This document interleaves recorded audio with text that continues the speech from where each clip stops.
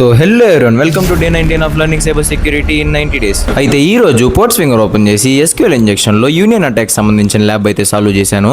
ఈ రోజు వీడియోలో యూనియన్ అటాక్ ఎలా పనిచేస్తుందో చెప్తాను చూడండి. యూనియన్ అనేది SQL లో ఒక కీవర్డ్ అనమాట. ఇదేం చేస్తుందంటే ఒకటి కంటే ఎక్కువ సెలెక్ట్ క్వెరీస్ ని ఎగ్జిక్యూట్ చేసి రిజల్ట్స్ మొత్తాన్ని ఒరిజినల్ క్వెరీకి అపెండ్ చేస్తుంది. యూనియన్ కి వర్క్ అవ్వాలంటే మనకు రెండు కండిషన్స్ సాటిస్ఫై అవ్వాలి. ఫస్ట్ ఏంటంటే మనం యూనియన్ చేయాలి అనుకున్న టేబుల్స్ అన్నిటికీ సేమ్ నెంబర్ ఆఫ్ కాలమ్స్ ఉండాలి. సెకండ్ ఏంటంటే ఆ కాలమ్స్ యొక్క డేటా టైప్స్ కూడా సేమ్ గా ఉండాలి, అంటే కంపాటబుల్ గా ఉండాలి.